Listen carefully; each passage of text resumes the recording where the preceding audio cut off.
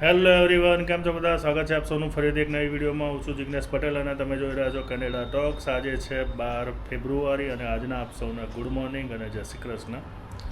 સવાર પડી ગઈ છે, પરંતુ આ વિડીયો લાંબો નહીં થાય. આમાં મારે તમને ખાલી ઇન્ફોર્મેશન જ આપવાની છે કે હવે છે ને 4-5 દિવસ વિડીયો નહીં આવે, કારણ કે અમે જઈ રહ્યા છીએ ફરવા અને વિડીયો એડિટિંગ કરવા જઉં છું ને તો ફરવાનો અને બીજી બધી વસ્તુ કરવાનો સમય મળતો નથી.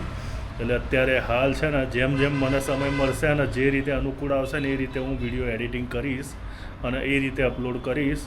કારણ કે જો વિડીયો એડિટિંગ કરવા બેસું છું ને તો પછી ફરવાનું રહી જાય છે અને હવે સમય ઓછો છે, 10 દિવસ બચ્યા છે. એટલે એના કારણે છે ને કોઈ વિડીયો એડિટિંગ માટે છે ને એક્સ્ટ્રા સમય હું ફાળવવાનું નથી. અને અત્યારે હાલ છે ને આજે મેચ જોવા જવાનું છે સ્ટેડિયમમાં અને રાતે મેચ જોઈને આવી અને પછી જવું છે અમારે જેસલમેર. એટલે જેસલમેરની તૈયારીઓ છે ને અમારી ચાલી રહી છે.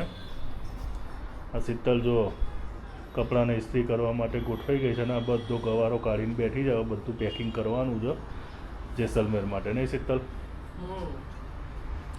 બધું પડી છે, તમે આવું બધું લઈ લીધું. એટલે જે છે એ બરાબર છે, એમાં શું ઇસ્ત્રી કરવી પડે ને બધી. ઇસ્ત્રી આઈન કરવા બધું કરચલી બધું નાખ્યું છે, જેમ ફાવે એમ પડ્યું છે. જરા મારી રેડી કરી દઈએ અને પછી 1 વાગે તો પાછું મેચ જોવા જવાનું છે. અને હવે મેચ જોવા જઈને આવીને પછી હજુ લગ્નમાં જમવા જવાનું છે, પછી આવીને મેચ જોવા જવાનું છે અને પછી રાતે નીકળવાનું છે.